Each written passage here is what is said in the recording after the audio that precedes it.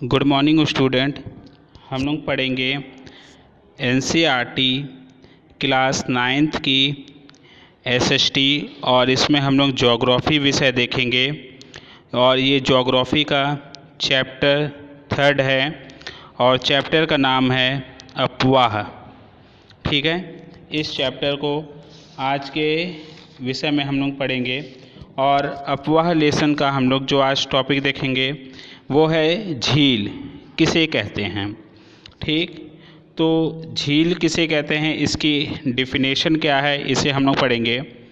यह एक ऐसा यहाँ पर जलाशय होगा। ठीक है, यह एक ऐसा जलाशय है जो भूतल की किसी विस्तृत गड्ढे में जल भर जाने से निर्मित होता है और चारों ओर से स्थल द्वारा घिरा होता है। इसे हम लोग झील कहते हैं। आप इसे ऐसे भी समझ सकते हो, जैसे हम लोग तालाब वगैरह देखते हैं तो तालाबों में क्या होता है, वर्षा का पानी भरा होता है। ठीक है, और वह तालाब भी क्या होता है, चारों ओर से स्थल से घिरा होता है। उसी प्रकार से झील भी तालाब की तरह ही है, पर इसकी आकृति बड़ी होती है।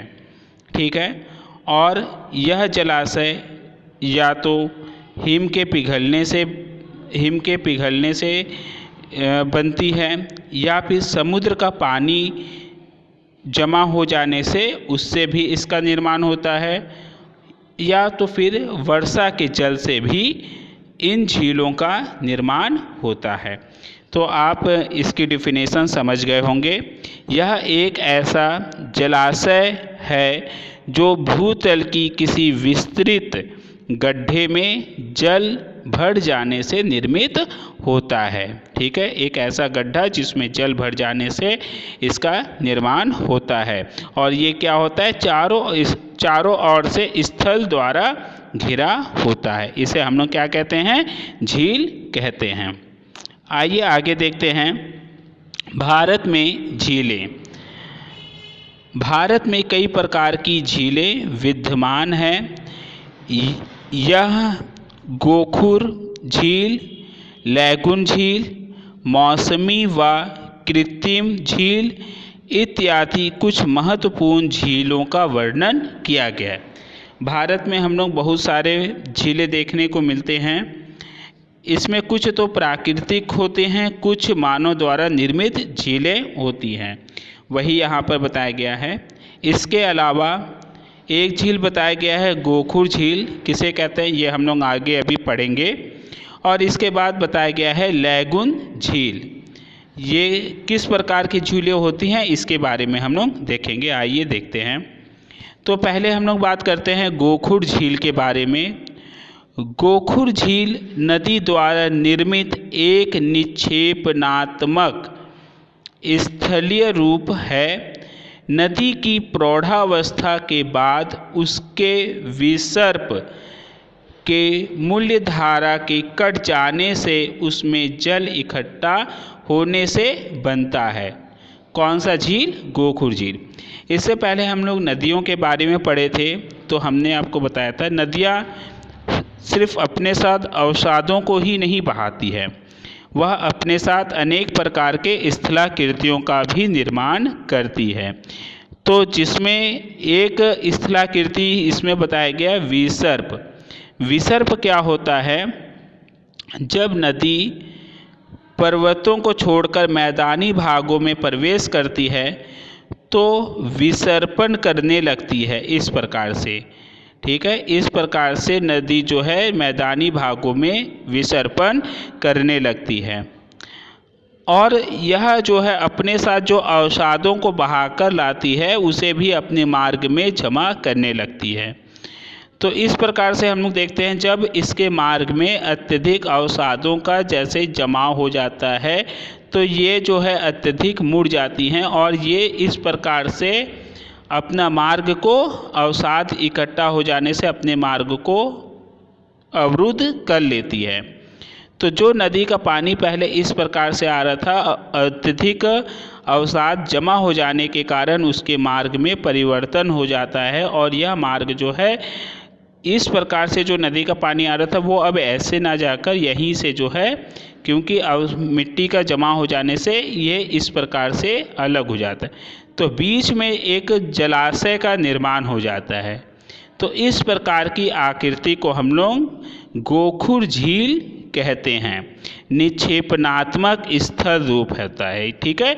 निक्षेपणात्मक यानी कि जो अवसाद बना के लाए गए, बहा कर लाया गया है, उसका निक्षेपण यहाँ पर कर दिया जाता है। और ये क्या होता है, मूल धारा से कट जाने और उसमें जलाशय इकट्ठा होने से बनता है। ये क्या होता है, मूल्य धारा जो ये वाली है, ये असल में ये नदी आ रही थी, तो ये मूल्य धारा से ये वाला हिस्सा कट गया और बीच में पानी जमा हो जाता है, ये हिस्सा अलग इस प्रकार से निकल जाता है। तो इसे हम लोग कौन सी झील कहते हैं, गोखुर झील कहते हैं।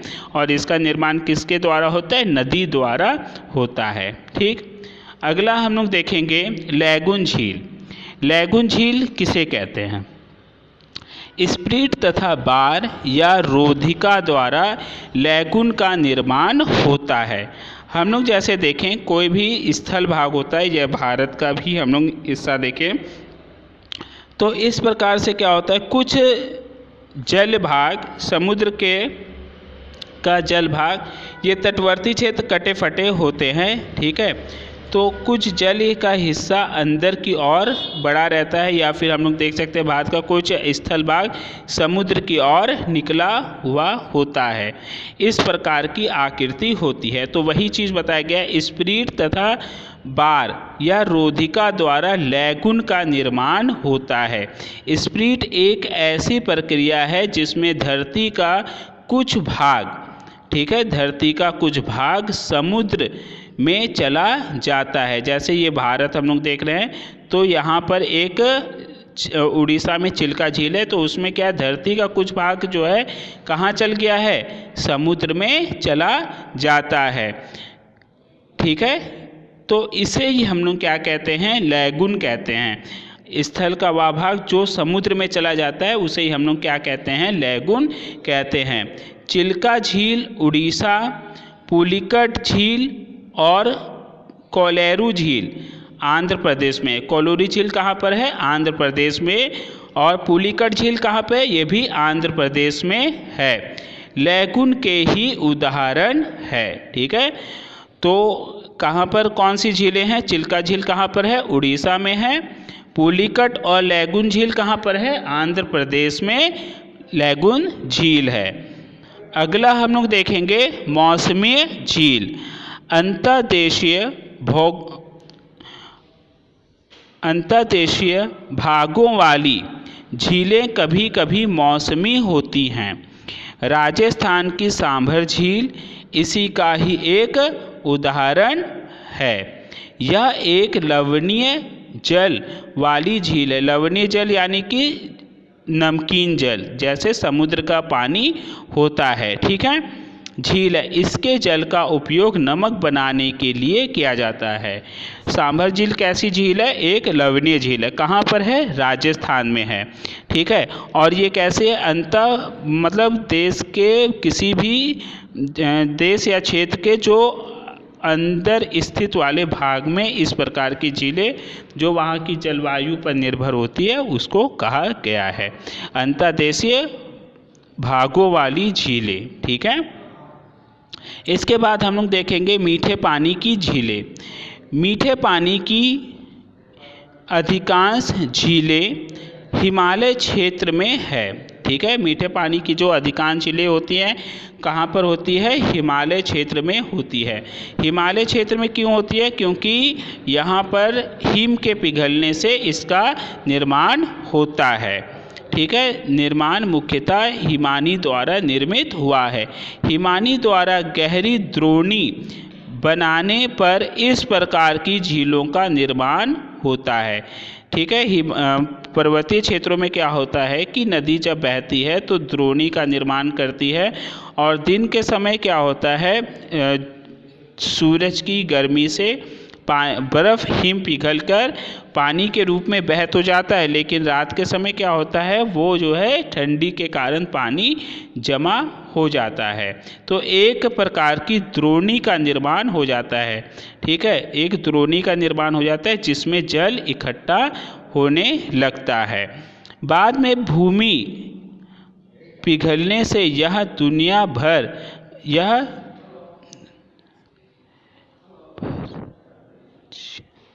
द्रोणियाँ यहाँ पर द्रोणियाँ होगा, द्रोणियाँ भर जाती है, जिसके विपरीत जम्मू कश्मीर स्थित वुलर झील भूगर्भीय क्रियाओं से निर्मित झीलें हैं। ठीक है, मीठे पानी की झीलें कहाँ पर है, जम्मू कश्मीर में देखने को अत्यधिक मात्रा में मिलती हैं। और वुलर झील एक मीठे पानी की झील है और ये कहाँ पर है, जम्मू कश्मीर राज्य में स्थित है। ठीक, अगला हम लोग देखेंगे मानव निर्मित कृत्रिम झील। मानवीय आवश्यकताओं की पूर्ति के लिए निर्मित ऐसी झीलें को मानव निर्मित झील कहते हैं। मानव निर्मित झील किसे कहते हैं, ऐसी झीलें जिनका निर्माण मानव द्वारा किया जाता है, इसे हम लोग कौन सी झील कहते हैं, मानव निर्मित झील कहते हैं। इसका एक उदाहरण है गोविंद सागर झील। ठीक है, तो ये हम लोगों ने कुछ झीलों के बारे में देखा।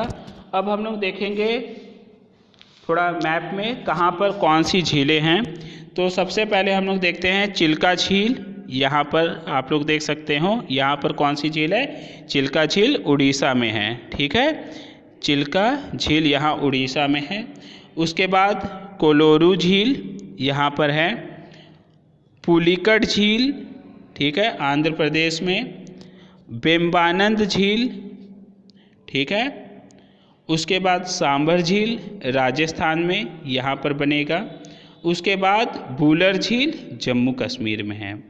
ठीक है, इस जगह जम्मू कश्मीर में यहाँ पर। ठीक, नाम भी इसका लिख देते हैं यहाँ पर, वुलर झील, वुलर झील, चिल्का झील, कोलेरू झील,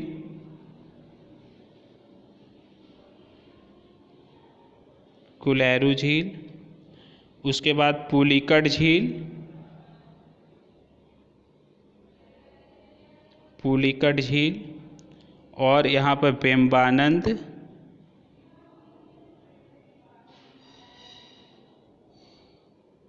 बेम्बानाथ झील। ठीक है, तो आज के वीडियो में हम लोग इतना ही रखते हैं। ठीक है।